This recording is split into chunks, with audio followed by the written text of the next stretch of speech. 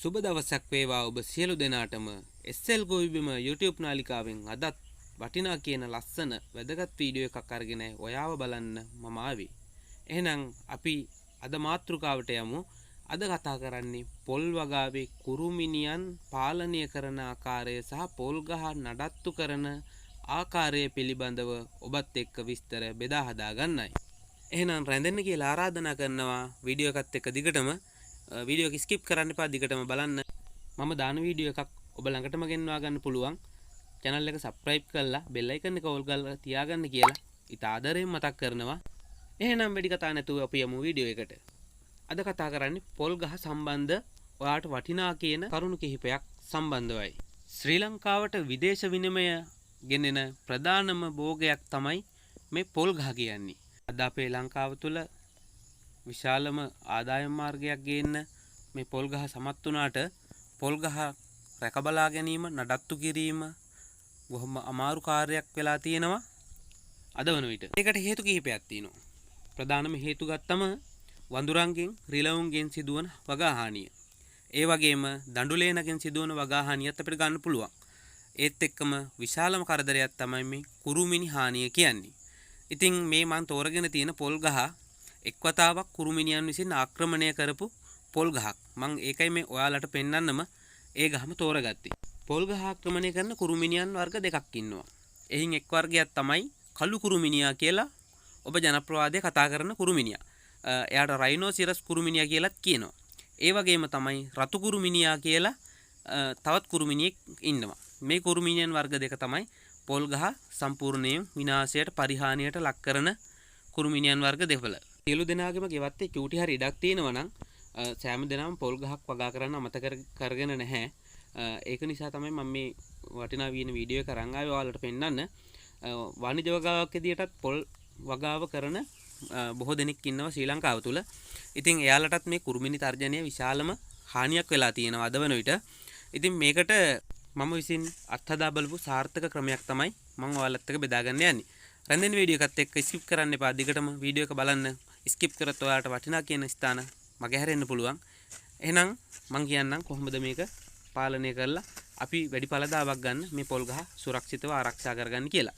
ඉතින් මෙන්න මේ ආකාරයට පොල් ගහ වටේට පොඩි රවුමක් ආකාරයට මේ වටේට තියෙන පස් ටිකෙන් පොඩි රවුමක් ආකාරයට හදා ගන්න ඕනි. හදාගෙන මේ වගේ නිරන්තරයෙන් මේ පොල් ගහ පිරිසිදුව තියෙන්න ඕනි පොල් ගහ වටේට. එතකොට අපිට දැක්ක ගමන් පොල් ගහේ කුරුමිනි හානියක් වෙලා තියෙනවා නම් දැක ගැනීමේ හැකියාව තියෙනවා. මෙන්න මේ ආකාරයට මේ පොල් ගහ වර්ධනයත් එක්ක මුල පැලෙනවා. මුල පැලිලා මුල් එළියට එනවා.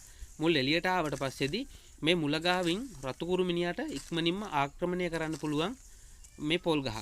ඒක නිසා තමයි මේක මේ විදියට පේන්න අපි මේ වටේ සුද්ධ පවිත්‍ර කරගන්නේ. ඉතින් මම මේක වනේ මේ රවුමක් ආකාරයට හදාගන්නයි කියලා. මෙහෙම කරන්නේ අපි ඉඩෝර කාලෙට මේ ගහට හොඳ ජල සම්පාදනයක් ලබා දෙන්න අවශ්‍යයි. මේකට ජල සම්පාදනය දුන්නාට පස්සේදී වතුර ටික පිටාර යෑම වළක්වන්න තමයි මේ රවුමක් ආකාරයට මේ පස් වලින් හදාගන්නේ. ඒත් එක්කම පොහොර යෙදීමේදී මෙම රවුම තුලට තමයි අපි දමන සියලුම පොහොර ಜಾති දමන්නේ. මම පොහොර සම්බන්ධව වෙනම වීඩියෝ එකකින් හමු වෙන්නම්. අද කුරුමිනි උදුර පාලනය කරගන්නේ කොහොමද කියලා අපි කතා කරමු. මේ පීදිච්ච පොල් ගහක් තමයි මම ඔයාලට පෙන්නලා තින්නේ. දැන් මේ ගහ ඔයාලට බැලුමටම පේනවා මේ ගහේ පිටි වේලිලා පිටි ගැලවිලා නැහැ පිටි කරින්. ඒත් එක්කම මටුළු ඒ වගේම වේලිච්ච පොල් පිටි වලින් මේ ගහ අපවිත්‍ර වෙලා තමයි මේ තියෙන්නේ. ඉතින් මේ ටික අපි ඉස්සෙල්ලම පිරිසුදු කරගන්න ඕනි. එහෙම කරාට පස්සේදී ඒකේ ප්‍රතිලාභය තමයි කඳ සම්පූර්ණයෙන්ම ආවරණය වෙනවා හිරු එළියට. ඒ වගේම කුරුමිනි ඕදුරක් තියෙනවා නම් අපිට ඒකත් දැක බලා ගැනීමේ මනා හැකියාවක් තියෙනවා. මේ ආකාරයට අපිරිසුදු වෙලා තියෙනකොට තමයි මේ රතු කුරුමිනිය ඇවිල්ලා මේවා අස්සෙන් බිත්තරය දමනවා. එයාගේ බිත්තර දමලා එයා ඉගිලලා යනවා. එතනින් හැදෙන පිලවා තමයි මේ ගහ ආක්‍රමණය කරන්නේ.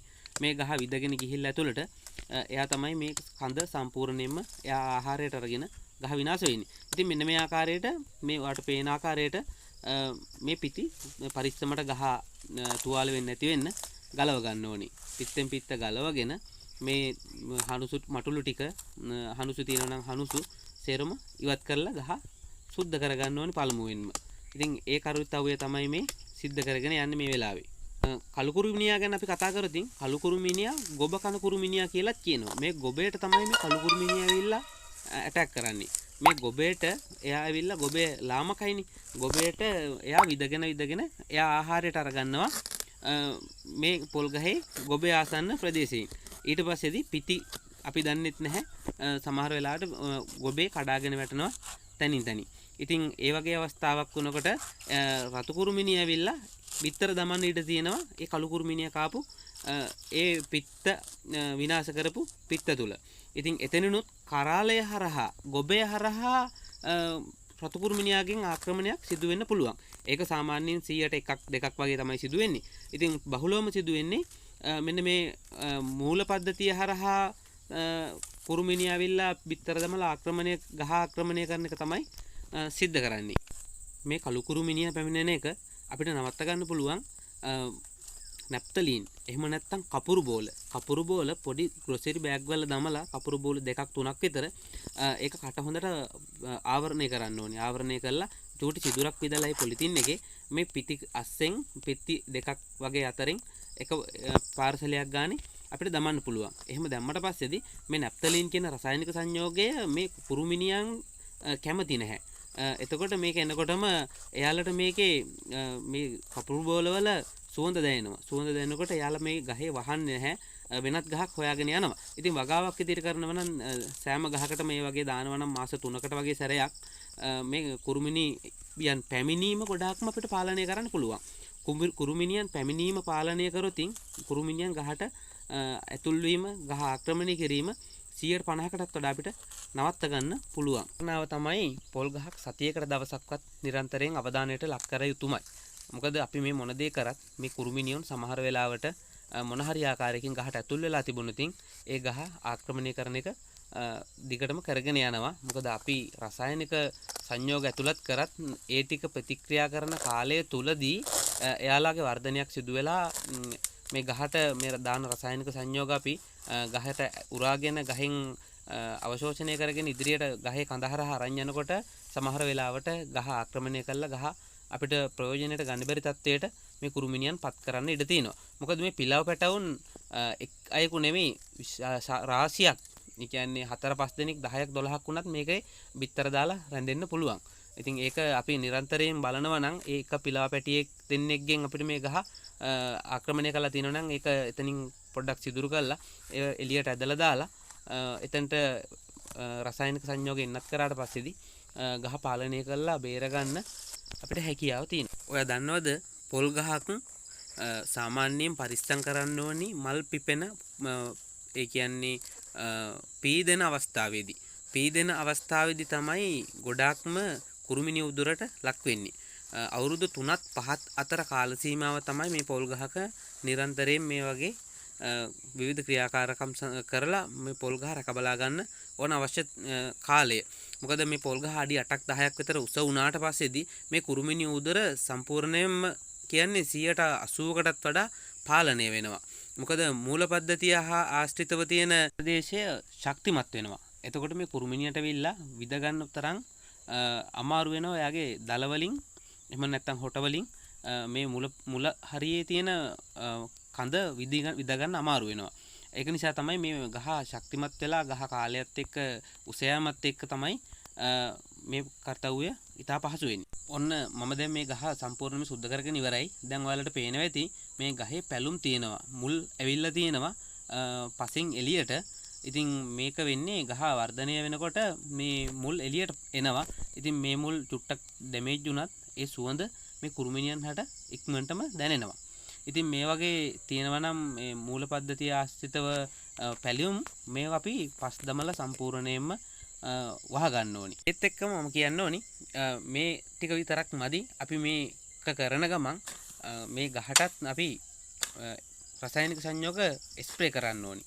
ඒකිනුත් අපිට මාසෙකමාරක දෙකක වගේ කාල සීමාවක් මේ ගහට කුරුමිනියන් පැමිණීම නවත්ත ගන්න පුළුවන්. ඒ සඳහා මම නම් මේ ස්ප්‍රේ කරන්නේ වෙළඳ නාමයෙන් ගත්තොත් වෙළඳ බලයේ තියෙන කැල්ක්‍රෝන් කියන කිමිකල් එකයි ඒත් එක්කම රිජන් 50 එහෙම නැත්නම් ප්‍රොපොනිල් කියන සංයෝගයේ තියෙන සංයෝගයක් තමයි ස්ප්‍රේ කරන්නේ. ඒක මේ කුරුමිනියන්ට ගොඩක් අහිත කරයි. කුරුමිනියන් විනාශ වෙනවා මේ ඒ වගේ කෙමිකල් එකක් ගහට ස්ප්‍රේ කරලා තියලා ඇවිල්ලා මේ කුරුමිනිය ගහට වැහුවත් ඒක නිසා ඒක ගොඩාක්ම අපිට මේ ගහ බේරගන්න කරන්න පුළුවන් හොඳම ක්‍රමයක් තමයි ඒකත් මේ වෙලාවේ මතක් කරන්න ඕනි. සාමාන්‍යයෙන් ලීටර් 16 ටැංකියකට මිලිලීටර් 75ක වගේ ප්‍රමාණයක් දමන්න ඕනේ මේ කෙමිකල් දෙකෙන් එක් වර්ගයක්. දමලා සාමාන්‍යයෙන් ගස් 35කට 40කට වගේ ආසන්න ප්‍රමාණයකට ලීටර් 16 ටැංකියකින් ස්ප්‍රේ කරගෙන යන්න ඕනි. පුළුවන් ඒත් එක්කම ඒකට දමන්න ඕනි ගම් එක. වෙළඳ නාමයෙන් කිව්වොත් නාරා කියලා තියෙනවා. එහෙම නැත්නම් ඕනම ගම් වර්ගයක් මේ වසකඩවල තියෙන භාවිතා කරන්න ඕන. මොකද ඒක දැම්මට පස්සේදී මේ මටුළු වල මේ පිටිකරේ සෑම තැනම ඒක ගම් එක අර කෙමිකල් එකත් සමග අල්ලගෙන දීර්ඝ කාලයක් රැඳී සිටිනවා. ඒකෙන් අපිට විශාල ප්‍රයෝජනයක් ගන්න පුළුවන්. එහෙම කරොත් ගහ රතු කුරුමිනි හානියට ලක් වෙන්න ගත වෙන්නේ සාමාන්‍යයෙන් පොල් ගහ අවුරුදු 2කමාරක් 3කමාරක් වගේ කාල සීමාව තමයි බහුලවම මේ කුරුමිනියාගේ තර්ජනය තියෙන්නේ. ඒට හේතුව තමයි පොල් ගහය පීදීමට ලක් වෙන්නේ මේ කාලය තුල. එහෙම පීදෙනකොට මේ පොල් මල් ලක් වෙනවා. ඒ පැලෙන පොල් මලේ එන ශ්‍රාවය ගොඩක් සුවඳ දැනෙනවා මේ කුරුමිනියන්ට. ඒක නිසා තමයි කුරුමිනිය ගොඩක්ම මේ ගහට ලං වෙන්න බලපාන්නේ. ඉතින් ඒත් එක්කම මෙන්න මේ ආකාරයට මේ කළු තෙල් ගාන්නේ මේ ගහ සුද්ධ කරාට පස්සේදී අපේ අතින් යම් යම් ස්ථාන අපි නොදැනුවත්වම වුණත් විනාශ වෙන්න පුළුවන්. මේ පටක විනාශ වුණාට පස්සේ ඒ වගේනුත් ඒ වගේ ඒ සුවඳ එළියට එනවා. ඉතින් ඒක නිසා ඒක නවත්ත ගන්න තමයි මේ කළු තෙල් මේ අපි ආලේප කරන්නේ. කළු තෙල් සාමාන්‍යයෙන් මුලින් ඉඳලම ඒ සුද්ධ කරපු ප්‍රමාණයට අපි සම්පූර්ණයෙන්ම ගා ගන්නවා. මෙහෙම ගාගත්තට පස්සේ මේ කළු තෙල් සම්පූර්ණයෙන්ම මේ පොත්තේ රැඳිලා තියෙනවා. ඉතින් ඒක ගොඩක් කුරුමිනියන්ට විසයි. ඒක නිසා කුරුමිනිය විල්ල විදින්න බලනවා අඩුයි ගොඩාක්ම මේ ආකාරයට සිද්ධ කරලා තිබුණාට පස්සේදී. අද මේ පොල් වගාවල් ගොඩක් කරනකොට පොල් උගුල් තියෙනවා පොල් සංවර්ධන මණ්ඩලයේ. ඉතින් මේ පොල් උගුල් ගෙනල්ලා ගොඩක් අය තමන්ගේ වාතේ තියෙනවා. ඉතින් මෙහෙම කරාට පස්සේදී ඒකෙන් වාසියක් සහ වාසියක් දෙකම සිද්ධ වෙනවා. මොකද අවට වතු වල සිටින කුරුමිනියන්ටත් ඒකේ තියෙන ඒ සුවඳ දැනෙනවා. දැනුණාට පස්සේදී ඒ උගුලේ තියෙන්නේ ගැහණු සතාගේ ඕන එකක්. ඉතින් ඒක නිසා තමයි මේ ගොඩක්ම සත්තු පියාඹගෙන එන්නේ. ඒ සඳහා සත්තු නිරන්තරයෙන්ම මග තියෙන පොල් ගස් වලට වහනවා. වැහුවට පස්සේදී ඒවෙත් බිත්තර දාගෙන තමයි එන්නේ. ඒ නිසා මම නම් නිර්දේශ කරන්නේ නැහැ ඒව සාර්ථකයි කියලා. මොකද ඒක කරනවා නම් එක්කෙනෙක් විතරක් කරලා මදි. මොකද මුළු වටපිටාවෙම ඉන්න සියලු දෙනා මේ ආකාරයට සිදු කරොත් ඒකේ සාර්ථකත්වයක් ගන්න පුළුවන්. ඉතින් මම කරන්නේ දැන් මෙන්න මේ ආකාරයට මේ ග්‍රිල් කට්ටක් පාස්සලා මේ හදාගෙන තියෙනවා මේ යකඩ කූරකට. මේකෙන් තමයි මේ කඳ මම විදින්නේ. මේක මම එකපාරක් විදලා තියෙන්නේ. ඉතින් විදලා මේ ආකාරයට එස්ලෝන් බටයක් තමයි අරගන්නේ. ඒක අරගෙන මේ ගහ විදලා සිදුරු කරනවා. සිදුරු කරලා ඊට පස්සේදී අර ස්ලෝම් බටය ඒකට සවි කරනවා. තදින් සවි කරාට පස්සේදී සම්පූර්ණ මේ ගහත් එක්ක මේ බටේ සහ සම්බන්ධ වෙනවා. සම්බන්ධ වුණාට පස්සේදී අපිට අවශ්‍ය ඕනම කෙමිකල් එකක් මේ සිදුරු තුලින් මේ බටේ ගැහුවට පස්සේ බටේ තුලින් මේ ගහට එන්නත් කරන්න පුළුවන්. මේක හරියට ඉන්ජෙක්ෂන් එකක් ගහනවා හා සමාන වැඩක් තමයි මම මේ කරන්නේ. ඉතින් මෙන්න මේ ආකාරයට මේක සිදුරු කරලා ඊට පස්සේදී මේ බට කෑල්ල ගහනවා. ගහලා ඒකට අපි දානවා පණු කැට. වෙළඳ නාමයෙන් ගත්තොත් කුරේට කියලා තියෙනවා. එහෙම නැත්නම් පණු කැට දානවා. පණු කැට මේකට සාමාන්‍යයෙන් ග්‍රෑම් 50ක විතර ප්‍රමාණයක් මම නම් දානවා. දැම්මට පස්සේදී මේක ඇතුළට සම්පූර්ණ පණු කැට ටික යනවා. පණු කැට ටික ආයිමත් දිය කරන්න අවශ්‍යයිනේ අපිට ජලය. මේ ගහින් ජලය ශ්‍රාව්‍ය වෙලා මේ පණු කැට ටිකේ තියෙන සංයුතිය දිය වෙන යම්කිසි කාලයක් ගත වෙනවා. ඒක නිසා මම මේ පිටින් ජලයත් සමග කැල්කොන් කියන කෙමිකල් එක දිය කරලා මේක මම මේ බටය ඇතුළට පණු කැටත් එක්ක දානවා. මම ඉස්සරහට පෙන්නන්නම්. මේ තියෙන පණු කැට බෝතලය. මේ පණු කැට බෝතලේ තමයි මම මේ මූඩියක් ගහලා හදාගෙන තියෙන්නේ. අතේ ගෑවෙනවට මොකද මේක අතිශය අන්තරාදායක සංයෝග තියෙන්නේ මේ වගේ. ඒක නිසා අපිට විස වෙන්න පුළුවන්. අතින්වත් අල්ලන්න හොඳ නැහැ මේ කාර්යය කරද්දී. මේ පොල් ගහ බේර ගන්නත් ඕනේ. ඒ වගේම අපි බේරෙන්නත් ඕනේ. ඒක නිසා තමයි පරිස්සමට කරන්න කියලා මම ඔයාලට කරනවා නම්. ඉතින් මෙන්න මේ ආකාරයට තමයි මේ බටෙන් ඇතුළට දාන්නේ. මම පෙන්නන්නම් ඔයාලට කොහොමද මේක ඇතුළට දැම්මට පස්සේදී පේන ආකාරය කියලා.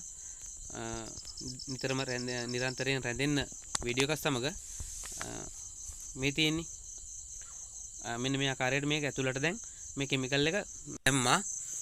දැන් මම කරන්න හදන්නේ මෙන්න මේ තියෙන්නේ කැල්ක්‍රෝන් බෝතලයක් තමයි මේ දිය කරලා තින්නේ මිලි 50ක් විතර මේ බෝතලයට දාලා මේකෙත් ස්ප්‍රේ කරන්න පුළුවන් ආකාරයට තමයි මම හදාගෙන තියෙන්නේ. ඉතින් මේකට හුලං ගහලා මේක දැන් දානවා මේක පිරෙන්න. ඉතින් ඔයාලා බලන් ඉන්න කොහොමද කරන්න කියලා. ඉතින් මෙන්න මේ ආකාරයට මේ පුරවනවා. දැන් මේක එතකොට අර අපි දාපු පණකට ටිකත් ඇතුළට හේදිලා ගහ ඇතුළට යනවා. ඉතින් සමහර කෙනෙක් අහන්න පුළුවන් මේක විස නැද්ද කියලා මේ පොල් ගෙඩි හැදෙනකොට මේ ගහෙන් පළදාව ලබා ගන්නකොට. ඇත්තටම මේ කාලේ මාස 6ක් විතර කාලයක් මේක තියෙන්න ඕනි. මේකේ ගෙඩි ලබා ගන්න හොඳ නැහැ අපි. මොකද අපිට ගෙඩි නම් අවශ්‍ය ඕනම වෙලාවක ගෙඩි හදා ගන්න පුළුවන්. මොකද ගහ පරිස්සම් කර ගැනීම තමයි ඉස්සෙල්ලම සිදු කළ යුත්තේ. ඒ කාර්යය නිසා තමයි මම මේ ගෙඩි හදා ගන්න කාලය තව ඉස්සරහට තියෙන නිසා ගහ පරිස්සම් කර ගන්න ඕන නිසා තමයි මෙන්න මේ ආකාරයට මම මේ දේ සිදු කරන්නේ. අද තියෙන පොල්වල මිලේ හැටියට ඉතින් පොල් ගහක් නෙවෙයි පොල් කෑල්ලක් වුණත් සෑහෙන වටිනවා. සාමාන්‍යයෙන් ගෙවත්තේ පොල් ගස් 20ක් 25ක් තියෙනවා නම් ගස් ටික මෙන්න මේ ආකාරයට සිදු කරලා සුරක්ෂිතව පරිස්සම් කරලා තියාගන්න. මේ ගහ සාමාන්‍ය අඩි 10ක් විතර උස වුණාට පස්සේදී මේ කුරුමිනී අවදානම ගොඩක් අඩු වෙනවා. එතකොට අපිට ගෙඩි ලබා ගැනීමේ අවශ්‍ය ඕනම කාලයක් තියෙනවා. ඉතින් මේ පෙන්නන්නේ තවත් ගහක්. මේ ගහටත් මම මේ ආකාරයට මේ සිදු කරලා තියෙන්නේ. ඉතින් මේ වගේ කරාට පස්සේදී මේ කුරුමිනෝ පැමිණීම නතර වෙනවා. මම අත්හදා බැලීමෙන් මම කියන්නේ මම මේ වගේ මගේ වත්තේ තියෙන පොල්ගස් 1000ක් විතර තියෙනවා. පීදෙන්න ආසන්න පොල්ගස් සියලු ගස් වලට මම මේ කාර්යය සිද්ධ කරලා තියෙන්නේ. ඉතින් ඒක නිසා මේ ගස් ටික මට බේර ගන්න පුළුවන් වුණා. සාමාන්‍යයෙන් මෙහෙම කරන්න ඉස්සෙල්ලා මං සතියකට පොල්ගස් 8ක් 10ක් විතර කුරුමිනී උදුරට ලක් වුණා. දැන් මම හැමදාම බලනවා සතියකට දවසක් විතර. ඉතින් පොල්ගස් ටික ගොඩක් ආරක්ෂා වෙලා තියෙනවා කියලා මට පේනවා. ඒක නිසා තමයි මම මේ දේ ඔයාලට කරලා මේ පොල්ගස් ටික පරිස්සම් කරගන්න කියලා මං ඉත ආදරෙන් මතක් කරන්නේ. ඉතින් මේ විදිහට ඔයාලත් කරන්න ගස් 5කට 10කට හරි කරලා බලන්න. අනිත් ගස් එක සංසන්දනය කරලා මේකට සතෙක් වහන්න නැහැ, කුරුමිනියෙක් වහන්න නැහැ. මේක තවත් දිගට පණුකට දමන්න නැහැ මේ සිදුරට. නිරන්තරයෙන් ඊළඟට කැල්ක්‍රෝන් ප්‍රොපනොපොස් එහෙම නැත්නම් ප්‍රොපොනිල් වගේ සංයෝග තමයි මේකට දාන්නේ මාස දෙකමාරකට සැරයක් විතර මේ සිදුර පුරවන එක තමයි සිදු කරන්න ඕනි. එතකොට මේ ගහට සම්පූර්ණම මේකේ තියෙන රසායනික සංයෝග යනවා. ගිහිල්ලා මේ කුරුමිනියන් පැමිණීම වළකිනවා. ඉතින් කාලයත් එක්ක අපිට මේ ගහ වර්ධනයත් එක්ක නවත්ත ගන්න පුළුවන්. මොකද කුරුමිනි පැමිණීමත් නවත්ත ගන්න පුළුවන්.